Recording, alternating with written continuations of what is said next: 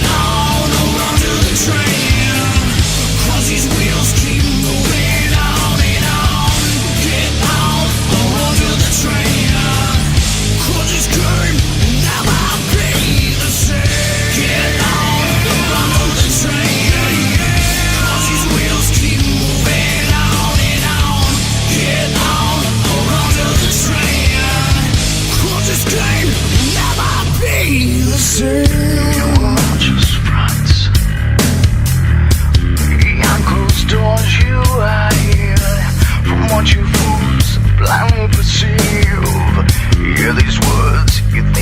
about me. As I take the stage, I hope you fuckers rage, 'cause we are going to change the game. Why you won't just take the same?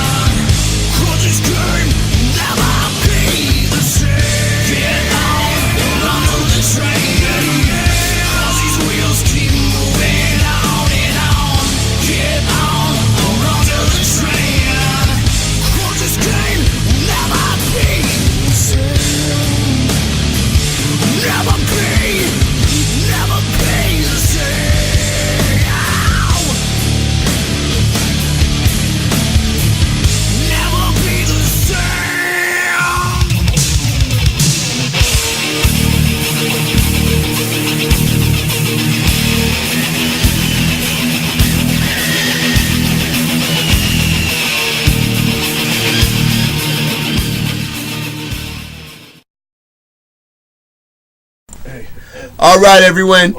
This is Thrash Zone. We had to fade that song down because we have something else going on. We have Felix Griffin live from BAT. Okay, here we go. There you are. Say hi to everyone, Felix. How's it going? Felix Griffin from BAT, formerly a D.R.I, Blunt Force Trauma, one of the best thrash drummers ever coming from the San Francisco Bay Area. I love Felix Griffin. Tony Avila's here with me. Matt Scott of God Denied. Kimberly Boldt. I can't really. Thank you. How you doing, Felix? I'm doing good, man. Just got through a tour with a band I'm playing with, Creek Blast, out of Austin. Nice, one of the man. guys from band, I don't know if you know Shane from Phobia. I He's do in the not band as know. well. Phobia's sick. Yeah. But I'll be up there with BAT in December. Oh, nice. Up in Portland? No, actually, Yes. actually around Thanksgiving, actually. Thanksgiving. November. Okay, November, man. That's not that bad. That's only a couple of months, right? A few months. Yeah. Yeah, not too far away. All right, Felix. It's going to be exciting to see you roll through town again. That's for sure. Yeah, I'll be there for a few days, so let's hang out. Nice. All right, you heard it right here on Thrash Zone. Tony Avila, you're going to be with us, right? Oh, fuck yeah. You know, hey Felix. The reason we called you tonight was because we were talking with Tony Avila of World of Lies, and he was talking about where he had to jump in because one of the drummers couldn't make a show, and he played drums for him for a couple of songs, right? 3 songs. 3 songs. Yeah, everyone switched in or something, right? Yeah, most people did 1 song, but Al from MDC also did 4 songs, and I know you like MDC, Millions of Dead Oh, yeah. Cops. Hell yeah. so I'm sure you'd be stoked on the fact that Al stepped up and did 4 songs, because that blew my mind just watching that alone. What year was that? What was that? 2011. Oh, cool. Yeah, Al is an amazing drummer. I mean, way before his time. That's for sure back in the day. Serious, like to see him playing now, playing as fast or faster, that's mind blowing. I haven't seen him play in a while. Last time I saw him, he's still playing that fast, but I can remember when I saw him the first time, it was so different because he had more beats, playing thrash drums than anybody else. Him and Pat Doyle from the Fenders are like my main influences, and I just kind of combined it both two. Well, it's just weird, Felix. It's just how those guys influenced you. You've influenced me. When you were playing in San Francisco back in those days, I mean, that was incredible DRI moments, man. And you were just flying on the drums. You kind of like set that beat where everyone just picked it up another notch, and it was right before anyone else did. you know, you're definitely one of the forefathers in that blast beat kind of way, you know. Thanks, man. I mean, I look at it. It's sort of like thrash drumming is like what I've seen in skateboarding. It evolved. Yeah. Same with BMX, and these guys are doing, you know, flips and all kinds of shit. But you know, it's just evolved. Yeah. You know, it's really cool. Like a lot of the stuff, I haven't. There's so many different types of classifications now. There was only like punk, thrash, and metal. Not anymore. Back then. Oh man. You know, like Shane that I played this band Creek Blast with. You should check it out. It's fucking really good. We did like 4 shows in Texas and Louisiana just last weekend. It's like I guess they call it crust punk DB. But I mean, it's fucking badass stuff. But Shane plays in that band Phobia, and it's like extremely fast. Yeah, Phobia's sick. Yeah. And if Felix Griffin says it's fast, you know. No, it's like old Napalm. Like I can remember seeing Napalm Death, yeah. The first time. But like D.R.I, their first LP was like grindcore today. I mean, it was like fucking super fast. Yeah, it was like 1983, 84, that first Dirty Rotten Imbeciles album. Yeah. I saw them open up for NBC, their 3rd show. Brutal, yeah. And I was like, what the fuck is this? You know? Totally different. Felix, you know, a good show that I remember that you were playing was at the Farm in San Francisco over there on Potrero. Yeah. Yeah, it was D.R.I, the Mentors, and Sacrilege BC. Oh wow. Cool. Yeah, man, it was at the Farm. And you know what I remember about it? In those days, you know, metalheads and skinheads, punks weren't getting along. I mean, even though the music, the genres were pretty much the same kind of style, you know, the attitudes were different, and you know, everyone used to clash. But that's how crossover came to be, and that's why Felix Griffin is such an influence in thrash, because of crossover, man. That's how really thrash was born. Well, a lot of it was so controversial when we started doing it, and the dealing with it was basically the first, you know, extreme crossover. I mean, there was like, you know, Discharge is a little bit different, but we were on a major label. But all I did was just take double bass because I was listening to Accept and like early Metallica and stuff, and I just put the intros, changed the intros, and then me and Spike wrote Nursing Home Blues, and then it kind of just took off after that with crossover. But yeah, it's evolution. And I'm very grateful that I got to be a part of it, you know? Most definitely. Yeah. One of my biggest influences is Felix Griffin, definitely. Yeah. Thank you. Because I'm totally down with the crossover. You know that. I mean, that's my forte myself. That's my own style of music, is crossover. Yeah, I mean, I don't know that much about the names anymore. You know, there's so many different names. Oh, yeah. Different genres, and, you know, so I'm now just kind of learning myself because I just kind of got back into it full force with BAT, so I'm hearing all kinds of stuff. And now. Of course, everyone knows Municipal Waste and you know, Ryan Waste being in that band as well as BAT. You know, so how cool is that? You know what I mean? Ryan's a badass. I mean, he's a hard-working guy, and I guarantee you, I wouldn't be playing really if it wasn't for him. Yeah. You know, because I played, you know, Blood Force Trauma. We did one tour, and played local bands, but I never really took it to a profession because I never played for money. I did plumbing. Isn't his band the Vultures or something like that? Yeah, Voltra. It's like a metal band. Voltra, traditional metal band. Yeah. Yeah, he's got that, and then but the bad thing, we're gonna be really busy. We're recording the album in September, and then we're coming out west. I think we might be doing 2 shows in Portland. I'll be staying there for Thanksgiving. Hey, Felix, you know what? I still got those MP3s that you sent me, man, of BAT. You know what? I could probably I'm gonna cue one up right now as we speak. Check out that band Creek Blast. Yeah, I mean, BAT, really, boom. I'll send it to you on Facebook. I have Code Rude ready to go. Cool. It's awesome. Yeah. So, any last words for Felix Griffin, guys? It's awesome to talk with you, man. I got the fucking 4 of a kind poster back when I was like in junior high, and it's still on my wall. Nice. Yeah, it is a trip, man, to be my age. still be doing it. And, you know, I think about, like, next year is the 30-year anniversary of dealing with it. And Wow. We all feel a little old now, you know? Yeah, the 80s lineup, we did 5 shows here in Texas last year, and then I spoke with Spike, and we're talking about doing some on the West Coast next year in 2015. So hopefully we'll be playing there. All right. All right. Well, thank you very much for joining us tonight on Thrash Zone, Felix. I'm going to queue up some BAT.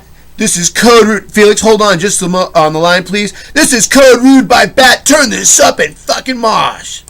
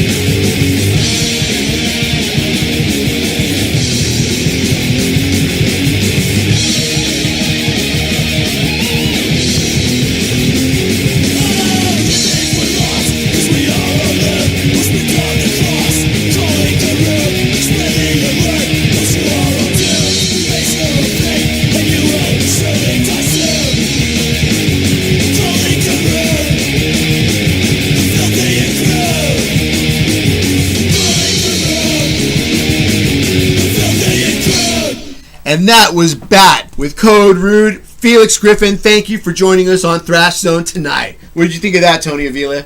That was pretty fucking awesome.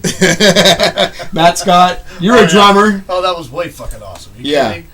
Nice. I'm just glad that guy took time, some time just unannounced to fucking come on the radio. Right. Just to talk with us. That's great. Felix Griffin, one of the best drummers in Bay Area thrash. Oh, crossover, punk, all those genres. He's just great. Great drummer. Legend. Yeah. All right. So we got now Tony Avila and, I'm sorry, once again, Alex Huddleston of World of Lies here in the house, Lightning Bolt Studio, Portland, Oregon. And they're only going to sit here for one more segment. So, Tony, what is your parting words for your fans?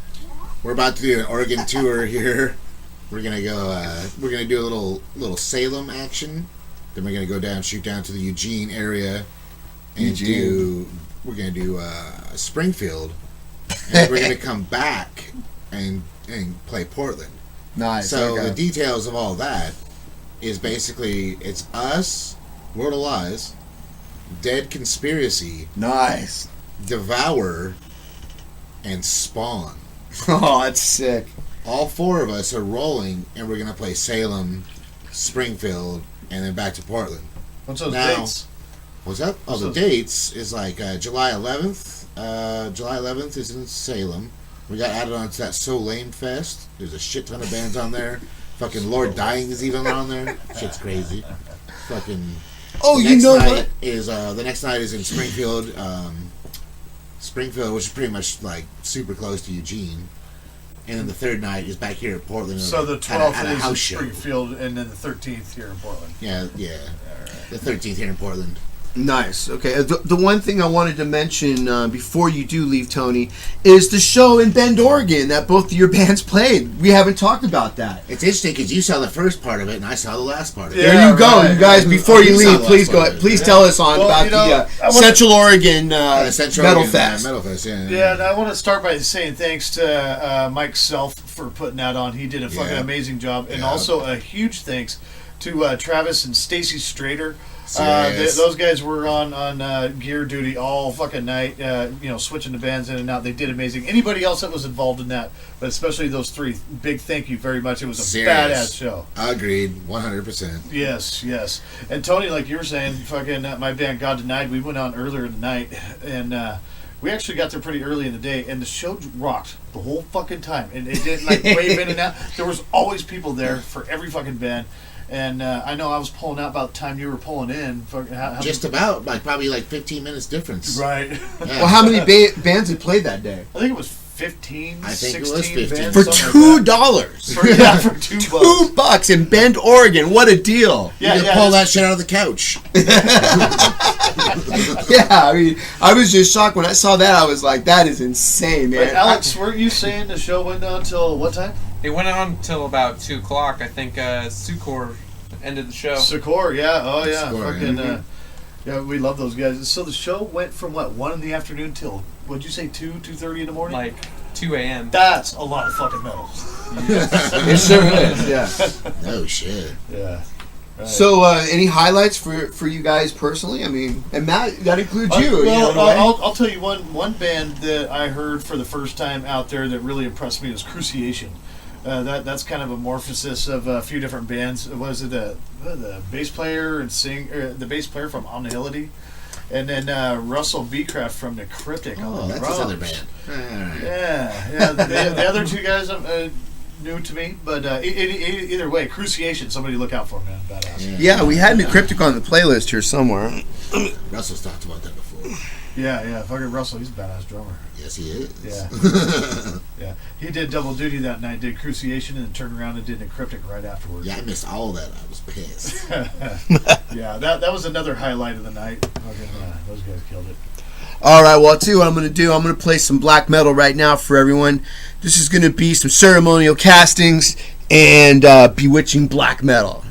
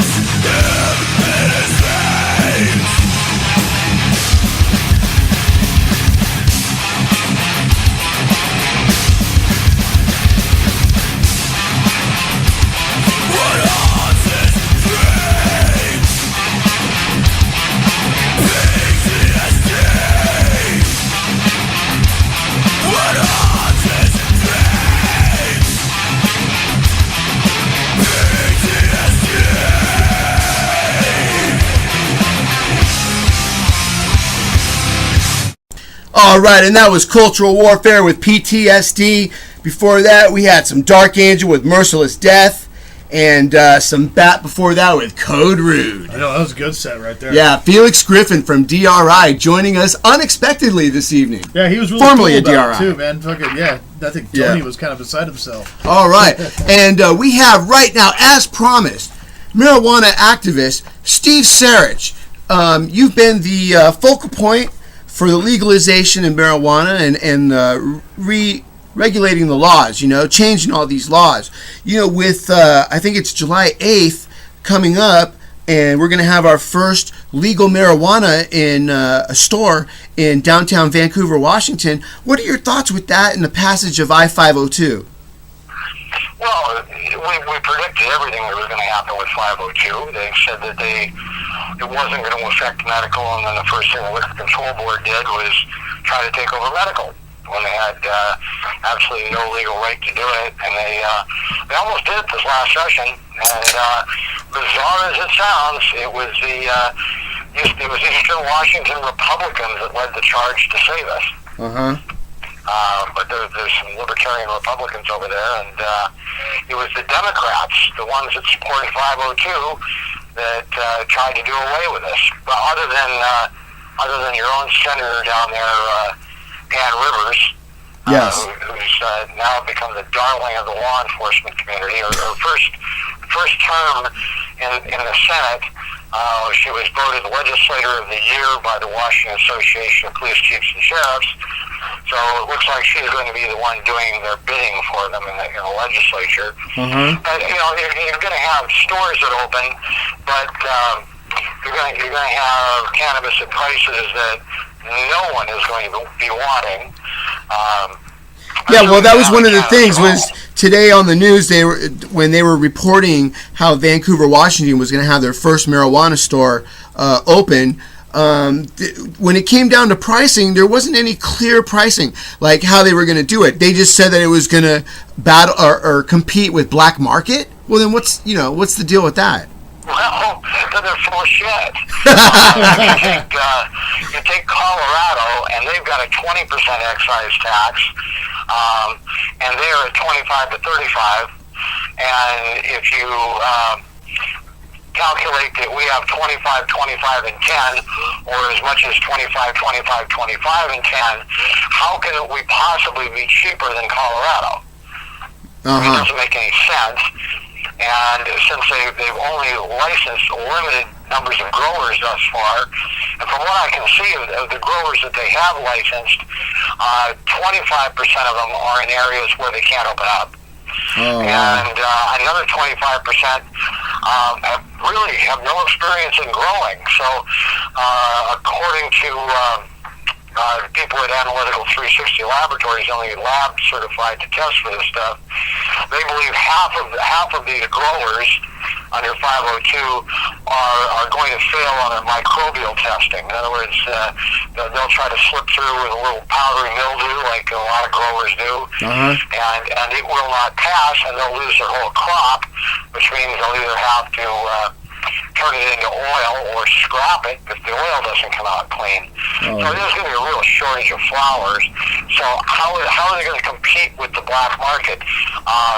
If we did a tax calculator, which was essentially done with an Excel spreadsheet that calculated all the taxes that these growers and retailers will have to be paying for, and you've got B&O tax, you've got excise tax, you've got federal tax, and you've got sales tax. The federal tax alone is 39.8%. Plus you've got the 25, 25, and 10, which are cumulative, so they work out to about 75%. So the two of them are 115% tax. And then you've got B&O on top of that. Plus you've got the additional cost of regulation. How are they going to beat the black market again? Can you explain that to me? Yeah, well, that's what I was asking you about. No, I mean, it's absolutely laughable Yes. that they think they're going to do this. And some of these people have come out and said it was going to be 25 to 35. But when we run it through our tax calculator, their gross profit margin after taxes at $40 a gram is only $2.16. So Like well, 5%. Steve, are we anywhere close to where we want to be with the laws, with marijuana laws? Well, no, and what we're going to be proposing this next session is a parallel system for medical, so that when 502 fails, and 502 has to fail. I'm going to explain to you. If as long as Colorado has already come out and said publicly that they already have shrinkage to the black market with a 20% excise tax. You can't have 75% here and not think that you're going to have, you lose everything pretty much to the black market. Even if you're a first-time pot smoker, you certainly have friends that smoke pot, right? Sure, well, And you're yes. going to ask them how much they should be paying for it. What's the percentage of Americans, Steve, that have smoked marijuana? There's undoubtedly some people out there, but if you are, what all these optimistic store owners are telling me is that, well, there'll be enough people out there who've never smoked pot before, and they'll just pay whatever the market charges. And I'm going, that's nobody I know. If you're trying to show me a $50 bucket grab a pot, I just want to see what a $50 grab a pot looks like. I don't want to buy it. I just want to see what it looks like. Yeah. Well, you know, they're saying that in these marijuana shops that are going to be opening up in Vancouver, you know, you can only look at it and smell it. You can't touch it. You can't inspect it. I don't think you could even smell it. Well, they said on the news that you could smell it, but I mean, really. Unless the Liquor Control Board has changed the rules, but because it's all in tamper-proof packaging. So how does a person expect these prices to work? If say I had like $5, could I walk in and buy a bud?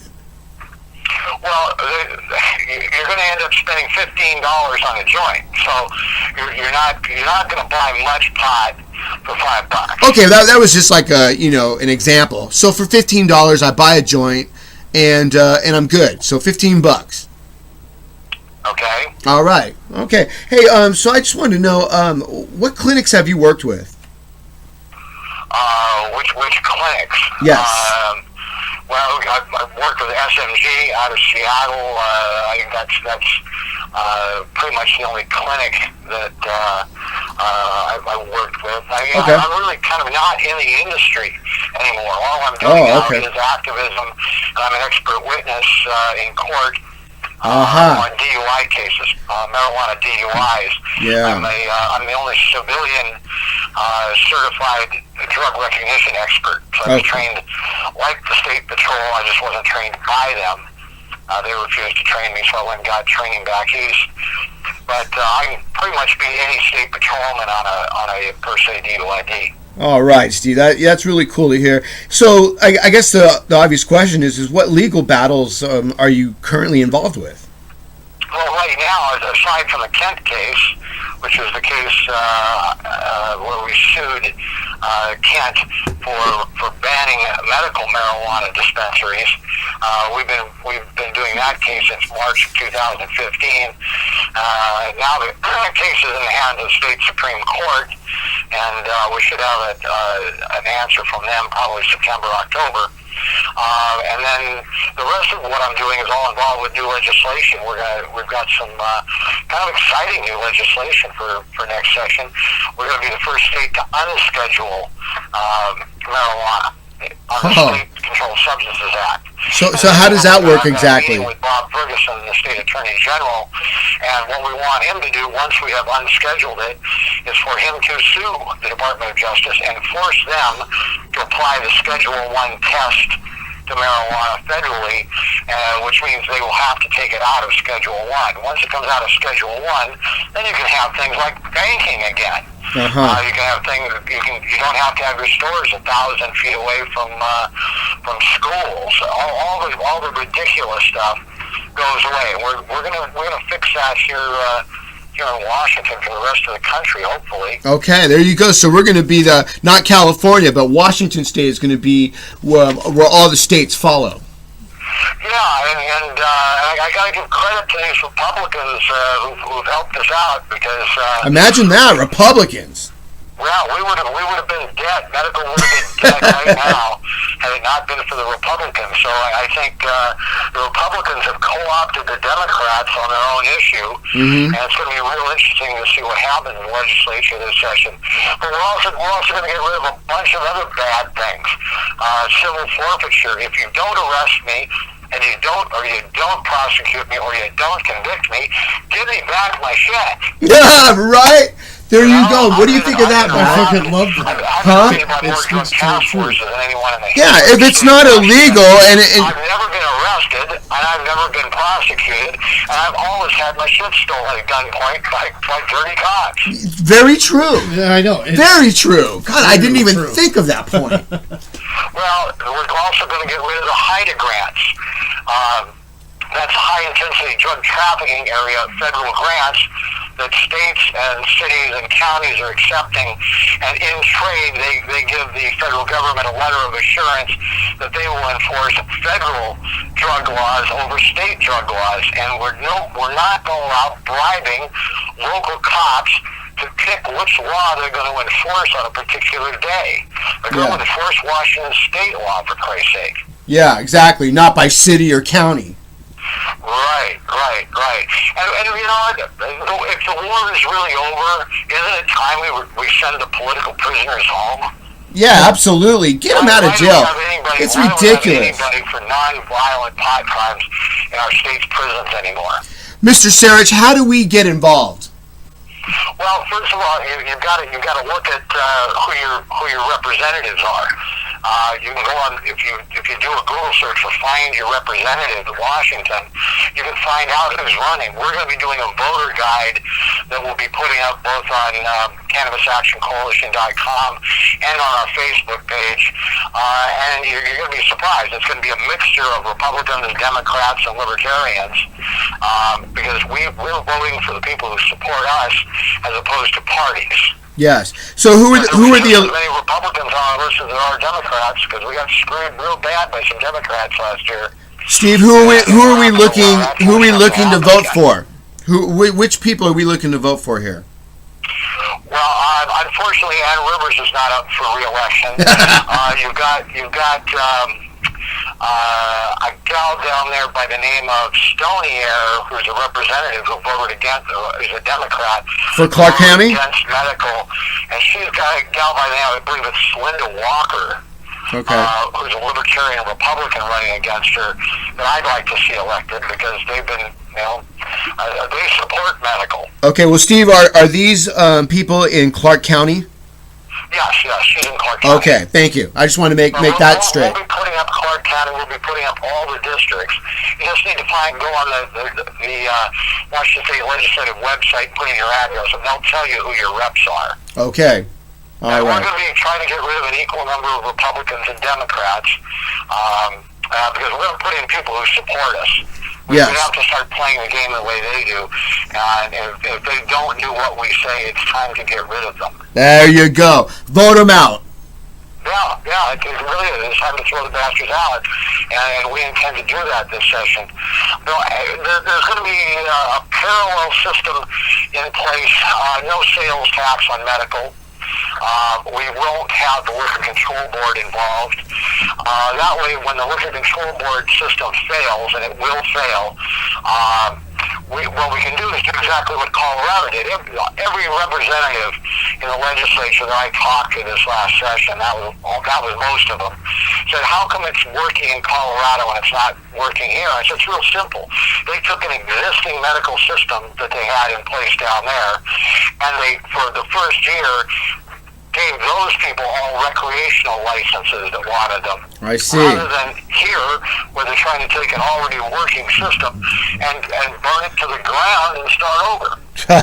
All right. And the only thing that could save 502, and I've told them this, and these legislators agree. I don't have anybody disagreeing with me. You're going to have to cut that onerous tax. you just can't tax it to death and compete with the black market no matter what some stupid dispensary or Hey, Steve. Steve, we have. Store owner thinks. Steve, we have 2 minutes. Can you wind it down into 2 minutes for all the people that are in favor of legalizing marijuana? Well, if you're in favor of legalizing marijuana, then support us because we're actually going to legalize it. We're going to take it out of the Controlled Substances Act in the state of Washington.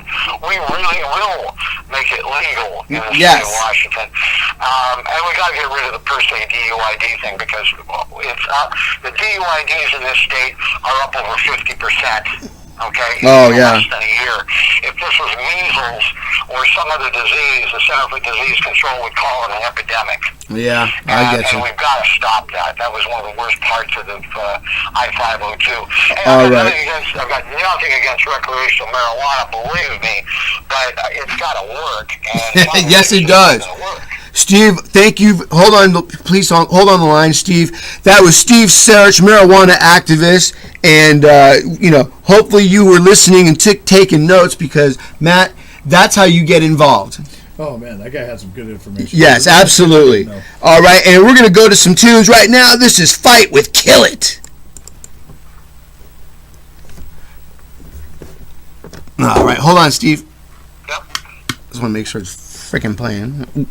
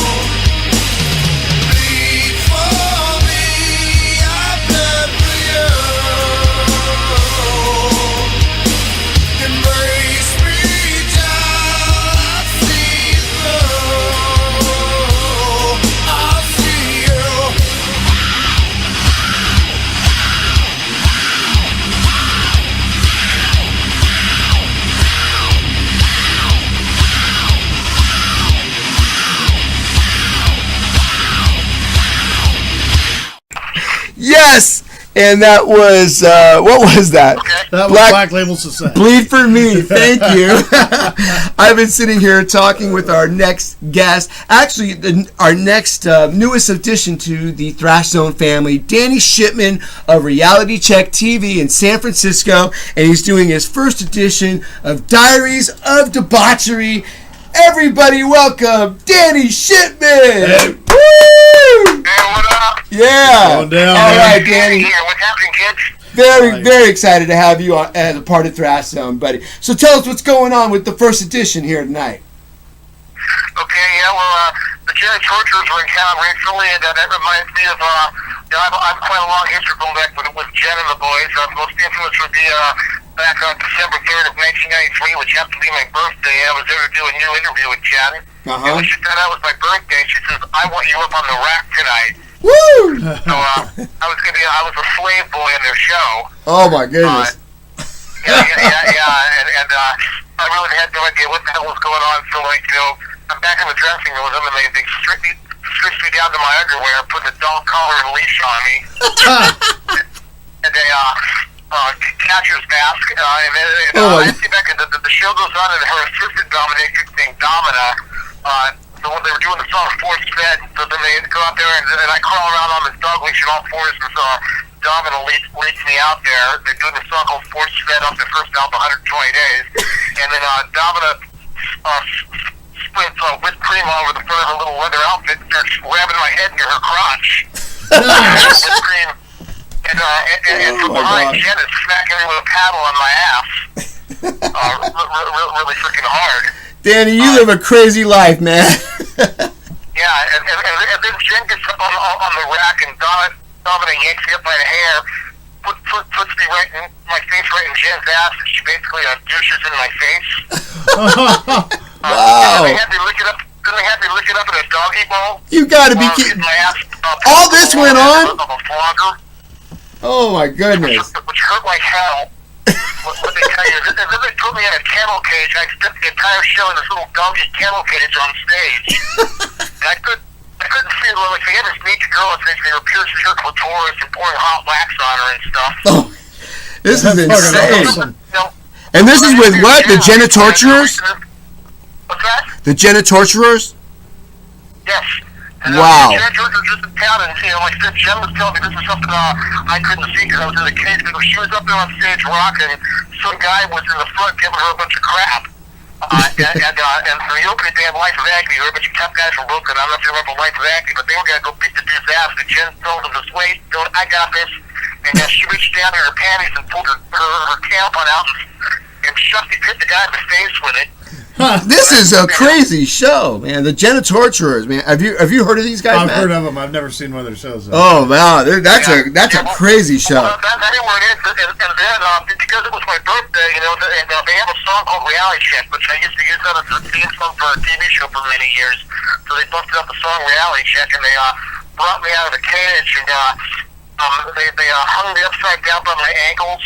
And they gave me an enema on stage. Oh my God, that is crazy, Danny. I wasn't for real. They were squirting this fucking tube of water up my ass. Like, what the fuck's going on here? And then they turn me around and they're all flicking my package in my shorts. And then Jen put Danny. a clothespin out, which just pinching around into my dick through my underwear. Oh my goodness. Hey Danny, now, how long ago was this show? I was at the store for a week and a half after that. How long ago was this show? That was in 1993 when this happened. 1993, but you remember it like it was yesterday. Yeah, it was my birthday and that was enough. Yeah. I was asked to come to be a slave boy in the show again, but I was like, no, I've been there, done that. And because of this other guy that was on stage, he was actually tied up on the rack. Oh my God. He actually put like toothpicks in his testicles. I know. All right. Hey, Danny, hold on the line, man. That is Danny's Diaries of Debauchery. You heard it right there with the Genitorturers. My God. Matt, what do you think of that was one? intense. I didn't even expect any of that. Yeah, I know. I don't even think I did. Hey, anyone that wants to win Flotsam and Jetsam tickets can call 971-302-8543, because I know you got to leave. And Matt, what do they got to answer? I don't know. That's a good one. Actually, you know what? I got a good one for you. Hold on, Billy said that there was a band coming on with a specific song, and instead Black Label Society came on. Who was that band? Good question. Yeah, because it skipped. And that's weird that it could even happen digitally. All right, well, this is a band out of Spokane, Washington. This is